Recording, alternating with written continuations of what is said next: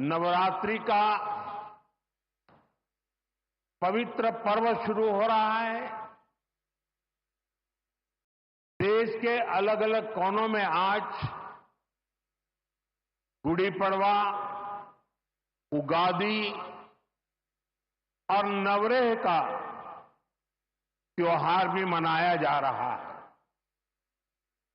आज भगवान झूलेलाल जी और गुरु अंगद देव जी का अवतरण दिवस भी है। ये हमारे प्रेरणा पुंज परम पूजनीय डॉक्टर साहब की जयंती का भी अवसर है और इसी साल राष्ट्रीय स्वयंसेवक संघ की गौरवशाली यात्रा का 100 वर्ष भी पूरे हो रहे हैं।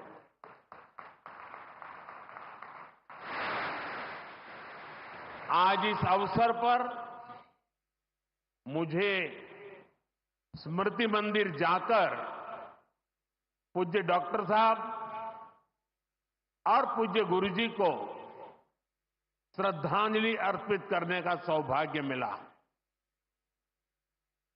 साथियों, इसी कालखंड में हमने हमारे संविधान के 75 वर्ष का उत्सव भी मनाया है। अगले ही महीने संविधान निर्माता बाबा साहब आंबेडकर जी की जयंती भी है। आज मैंने दीक्षा भूमि पर बाबा साहब को नमन किया है, उनका आशीर्वाद लिया है। मैं इन विभूतियों को नमन करते हुए देशवासियों को नवरात्रि और सभी पर्वों की बहुत बहुत बधाई देता हूं। साथियों, संघ सेवा के इस पवित्र तीर्थ नागपुर में आज हम एक पुण्य संकल्प के विस्तार के साक्षी बन रहे हैं। अभी हमने माधव नेत्रालय के कुल गीत में सुना, अध्यात्म, ज्ञान, गौरव, गुरुता का ये अद्भुत विद्यालय, मानवता रत यह सेवा मंदिर, कण कण में देवालय। माधव नेत्रालय एक ऐसा संस्थान है जो अनेक दशकों से पूज्य गुरुजी के आदर्शों पर लाखों लोगों की सेवा कर रहा है। लोगों के जीवन में रोशनी लौटी है। आज उसके नए परिसर का शिलान्यास हुआ है। अब इस नए परिसर के बाद इन सेवा कार्यों को और ज्यादा गति मिलेगी। इससे हजारों नए लोगों के जीवन में प्रकाश फैलेगा, उनके जीवन का अंधकार भी दूर होगा। इस सेवा कार्य के लिए माधव नेत्रालय से जुड़े सभी लोगों को उनके कार्य की, उनके सेवा भाव की सराहना करता हूं और मेरी तरफ से अनेक अनेक शुभकामनाएं देता हूं। साथियों, लाल किले से मैंने सबके प्रयास की बात कही थी। आज स्वास्थ्य के क्षेत्र में देश जिस तरह काम कर रहा है, माधव नेत्रालय उन प्रयासों को बढ़ा रहा है। देश के सभी नागरिकों को बेहतर स्वास्थ्य सुविधाएं मिले, ये हमारी प्राथमिकता है। देश में गरीब से गरीब को भी अच्छे से अच्छा इलाज मिले, कोई भी देशवासी जीवन जीने की गरिमा से वंचित न रहे। अपना जीवन देश के लिए दे चुके बुजुर्गों को इलाज की चिंता उनको सताती न रहे, उस परिस्थिति में उनको जीना न पड़े। और ये सरकार की नीति है। और इसलिए आयुष्मान भारत के कारण आज करोड़ों लोगों को मुफ्त इलाज की सुविधा मिल रही है। हजारों जन औषधि केंद्र देश के गरीबों को, मध्यम वर्गीय परिवारों को सस्ती दवाएं दे रहे हैं। इन दिनों देश में करीब 1,000 डायलिसिस सेंटर जो मुफ्त में डायलिसिस की सेवा का एक यज्ञ चला रहे हैं। इससे देशवासियों के हजारों करोड़ रुपए बच रहे हैं, उनको स्वास्थ्य लाभ हो रहा है। बीते 10 साल में गांवों में लाखों आयुष्मान आरोग्य मंदिर बने हैं, जहां से लोगों को देश के सर्वश्रेष्ठ डॉक्टरों से टेली मेडिसिन से कंसल्टेशन मिलता है, प्राथमिक इलाज मिलता है और आगे के लिए सहायता होती है। उन्हें रोगों की जांच के लिए सैकड़ों किलोमीटर दूर नहीं जाना पड़ रहा। साथियों, हमने न सिर्फ मेडिकल कॉलेजों की संख्या में 2 गुना वृद्धि की है, लेकिन हमने देश में ऑपरेशनल एम्स की संख्या भी 3 गुना बढ़ाई है।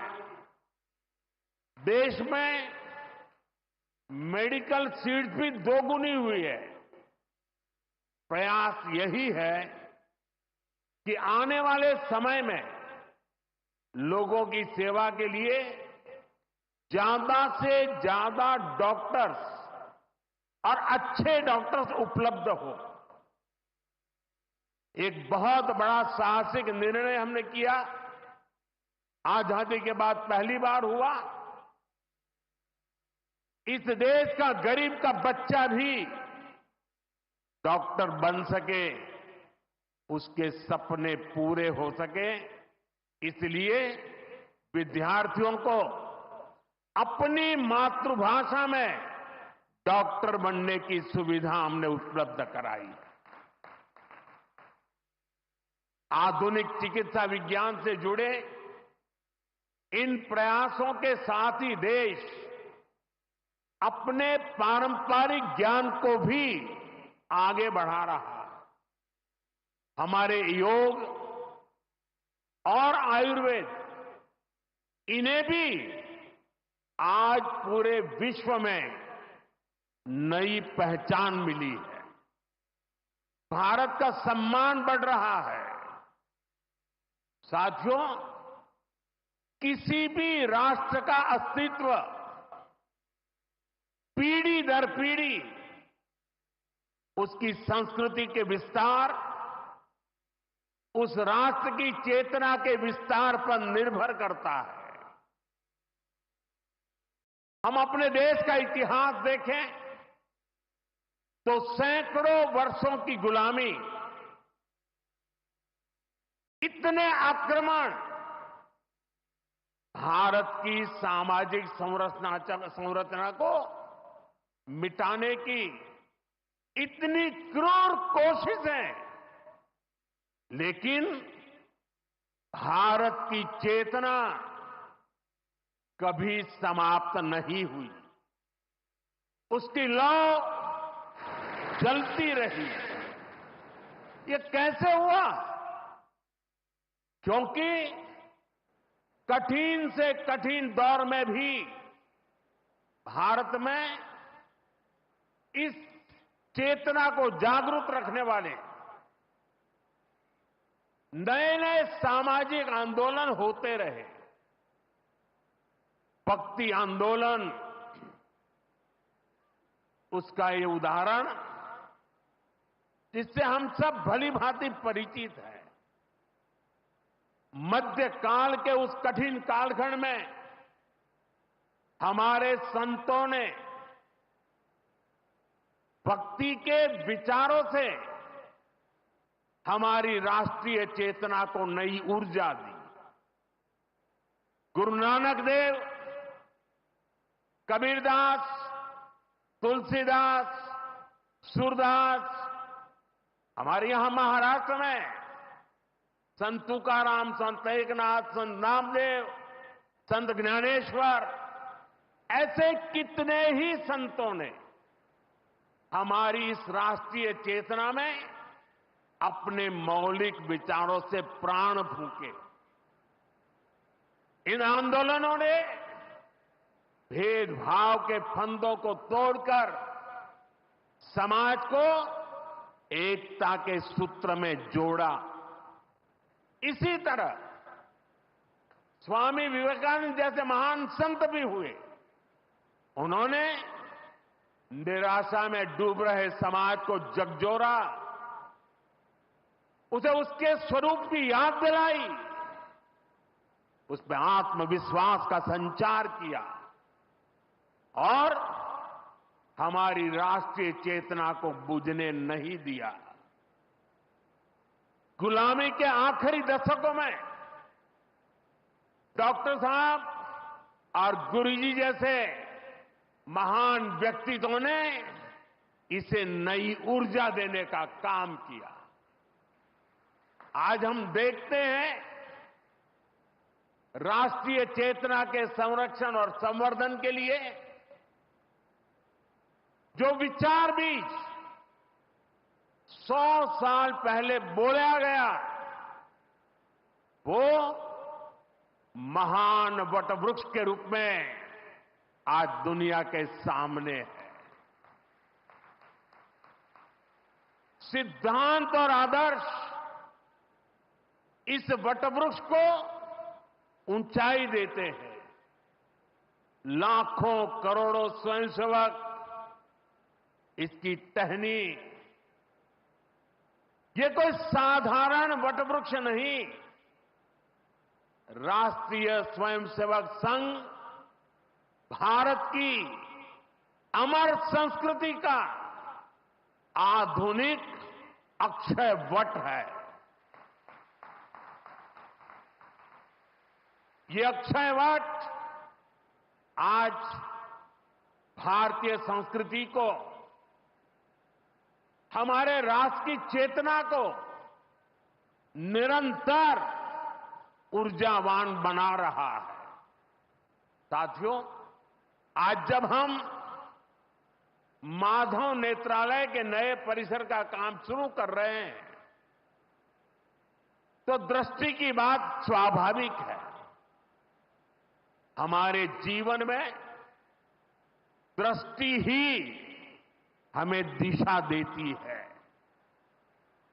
इसलिए वेदों में भी कामना की गई है, पश्चिम शरदः शतम, अर्थात हम 100 वर्ष तक देखें। ये दृष्टि आंखों की यानी बाह्य दृष्टि भी होनी चाहिए और अंतःदृष्टि भी होनी चाहिए। जब अंतःदृष्टि की बात करते हैं तो विदर्भ के महान संत श्री गुलाबराव महाराज जी का स्मरण भी होना स्वाभाविक है। उन्हें प्रज्ञाचक्षु कहा जाता था। बहुत कम आयु में ही उनको आंखों से दिखाई देना बंद हो गया था। लेकिन फिर भी उन्होंने अनेकों पुस्तकें लिखी थी।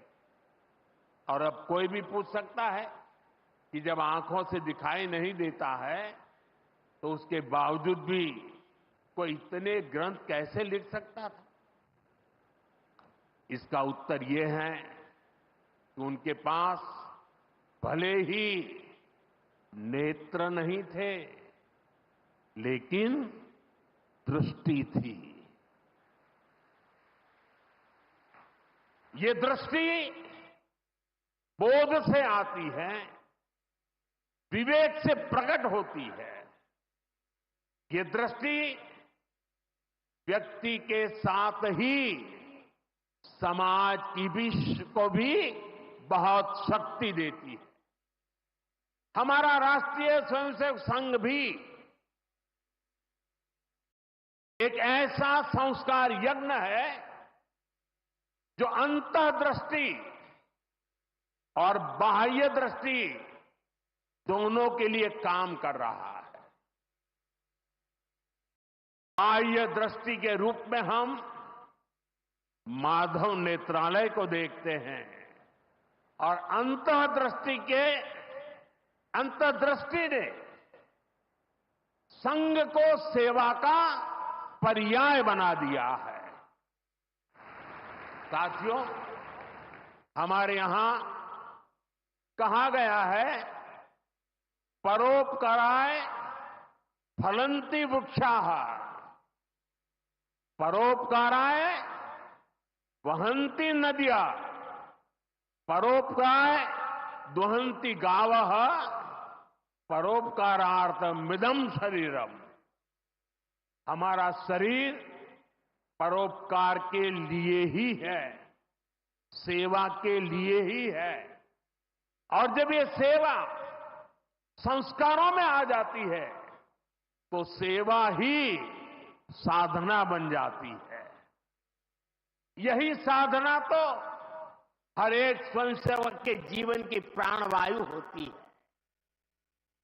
ये सेवा संस्कार, ये साधना, ये प्राणवायु पीढ़ी दर पीढ़ी हर स्वयंसेवक को तप तपस्या के लिए प्रेरित कर रही है। ये सेवा साधना हर स्वयंसेवक को निरंतर गतिमान रखती है, उसे कभी थकने नहीं देती, कभी रुकने नहीं देती। पूज्य गुरुजी अक्सर कहा करते थे, जीवन की अवधि का नहीं, उसके उपयोगिता का महत्व होता है। हम देव से देश और राम से राष्ट्र के जीवन मंत्र लेकर के चले हैं, अपना कर्तव्य निभाते चलते हैं। और इसलिए हम देखते हैं, बड़ा छोटा कैसा भी काम हो, कोई भी कार्य क्षेत्र हो, सीमावर्ती गांव हो, पहाड़ी क्षेत्र हो, वन क्षेत्र हो, संघ के स्वयंसेवक निस्वार्थ भाव से कार्य करते रहते हैं। कहीं कोई वनवासी कल्याण आश्रम के कामों को उसको अपना ध्येय बना करके जुटा हुआ है, कहीं कोई एकल विद्यालय के माध्यम से आदिवासी बच्चों को पढ़ा रहा है, कहीं कोई सांस्कृतिक जागरण के मिशन में लगा हुआ है, कहीं कोई सेवा भारती से जुड़कर गरीबों और वंचितों की सेवा कर रहा है। अभी हमने प्रयाग में महाकुंभ में देखा, वहां नेत्र कुंभ में कैसे स्वयंसेवकों ने लाखों लोगों की मदद की। यानी जहां सेवा कार्य वहां स्वयं सेवक। कहीं कोई आपदा आ जाए, बाढ़ की तबाही हो या भूकंप की विभीषिका हो, स्वयंसेवक एक अनुशासित सिपाही की तरह तुरंत मौके पर पहुंचते हैं। कोई अपनी परेशानी नहीं देखता, अपनी पीड़ा नहीं देखता, बस सेवा भावना से हम काम में जुट जाते हैं। हमारे तो हृदय में बसा है, सेवा है अग्निकुंड समीधा सम हम चले, देह महासागर में सरित रूप हम मिले। साथियों, एक बार एक इंटरव्यू में परमपूज्य गुरु जी से पूछा गया कि वो संघ को सर्वव्यापी क्यों कहते हैं। गुरु जी का उत्तर बहुत ही प्रेरणादायी था। उन्होंने संघ की तुलना प्रकाश से की थी, उजाले से की थी। उन्होंने कहा कि प्रकाश सर्वव्यापी होता है, वो खुद ही अकेले सारे कार्य भले न करे, लेकिन अंधेरे को दूर करके वो दूसरों को कार्य करने का रास्ता दिखा देता है। गुरुजी की ये सीख हमारे लिए जीवन मंत्र है। हमें प्रकाश बनकर अंधेरा दूर करना है, बाधाएं मिटानी है, रास्ता बनाना है। उस भाव को हम जीवन भर सुनते रहें। हर कोई कम अधिक मात्रा में जीने का प्रयास करता रहा। मैं नहीं, तुम, अहम नहीं, वयम, इदम राष्ट्राय, इदम न मम। साथियों, जब प्रयासों के दौरान में जब मैं नहीं, हम का ध्यान होता है, जब राष्ट्र प्रथम की भावना सर्वोपरि होती है, जब नीतियों में, निर्णयों में देश के लोगों का हित ही सबसे बड़ा होता है, तो सर्वत्र उसका प्रभाव भी और प्रकाश भी नजर आता है।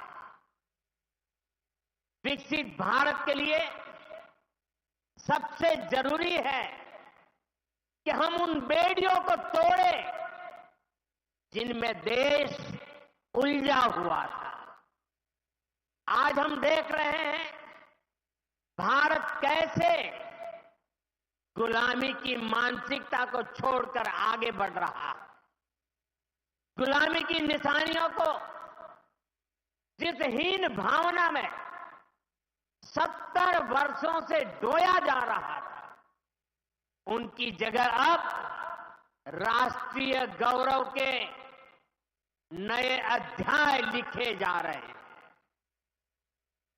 अंग्रेजी कानून जिन्हें भारत के लोगों को नीचा दिखाने के लिए बनाया गया था, देश ने उन्हें बदल दिया है। गुलामी की सोच से बनी दंड संहिता की जगह अब भारतीय न्याय संहिता लागू हुई है।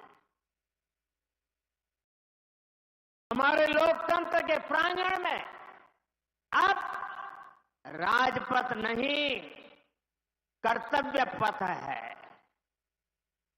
हमारी नौसेना के ध्वज में भी गुलामी का चिन्ह छपा हुआ था, उसकी जगह अब नौसेना के ध्वज पर छत्रपति शिवाजी महाराज का प्रतीक लहरा रहा है।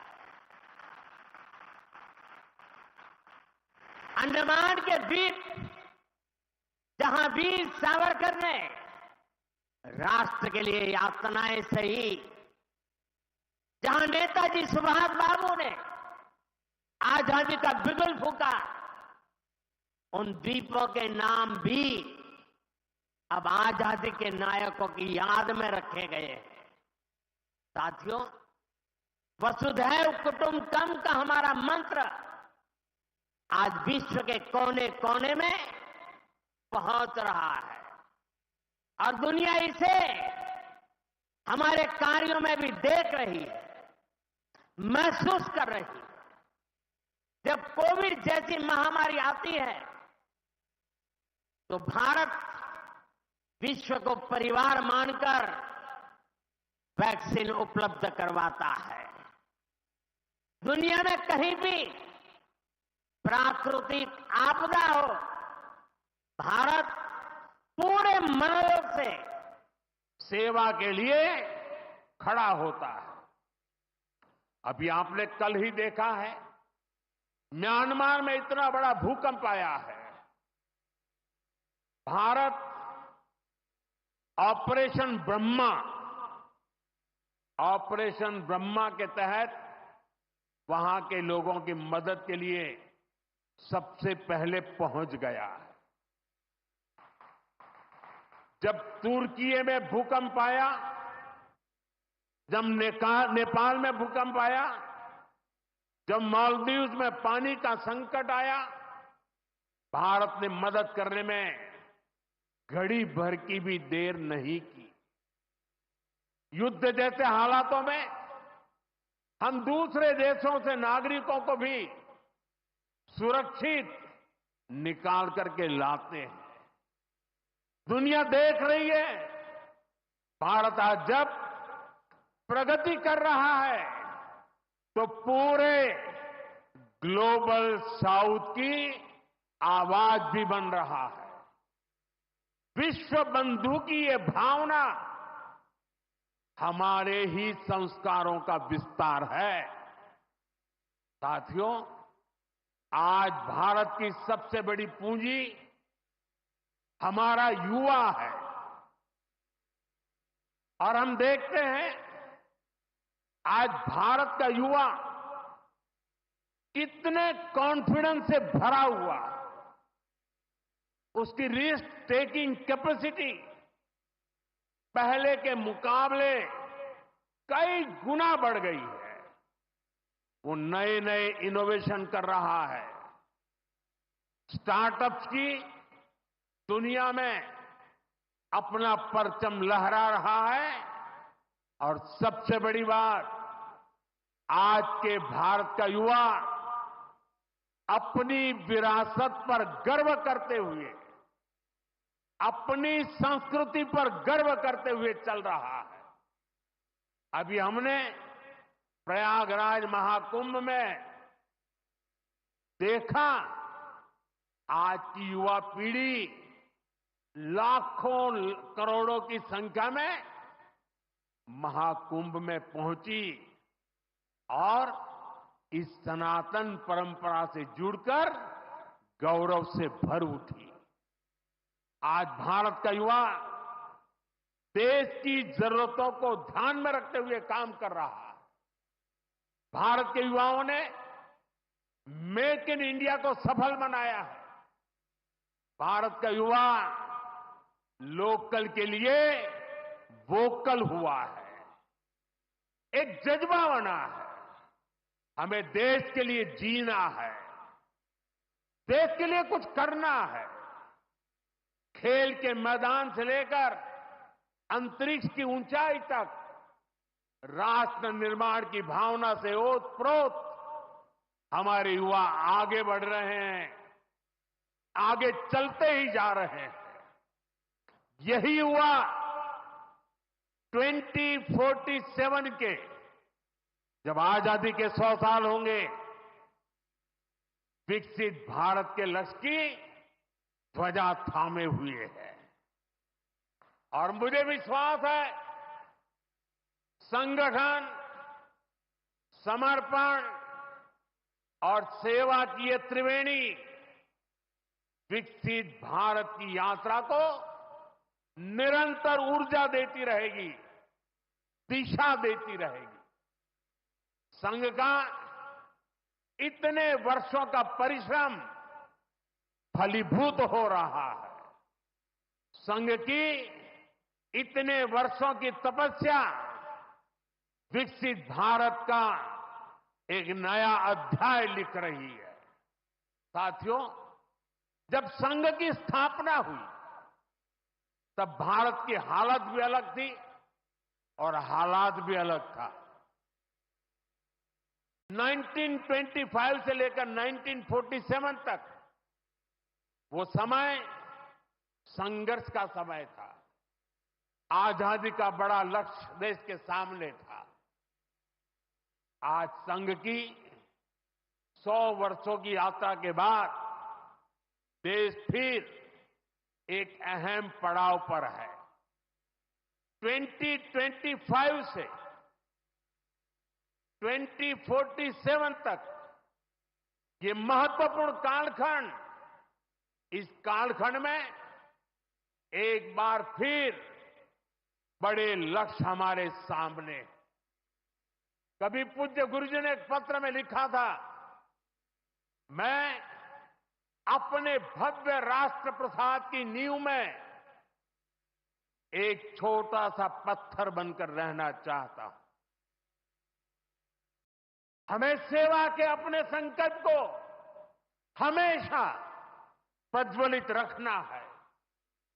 हमें अपने परिश्रम को बनाए रखना है। हमें विकसित भारत के स्वप्न को साकार करना है। और जैसा मैंने अयोध्या में प्रभु श्री राम के मंदिर के नवनिर्माण पर कहा था, हमें अगले 1000 वर्षों के सशक्त भारत की नींव भी रखनी है। मुझे विश्वास है पूज्य डॉक्टर साहब, पूज्य गुरुजी जैसी विभूतियों का मार्गदर्शन हमें निरंतर सामर्थ्य देगा। हम विकसित भारत के संकल्प को पूरा करेंगे। हम अपनी पीढ़ियों के बलिदान को सार्थक करके रहेंगे। इसी संकल्प के साथ आप सभी को एक बार फिर इस मंगलमय नववर्ष की अनेक अनेक शुभकामनाएं। बहुत बहुत धन्यवाद।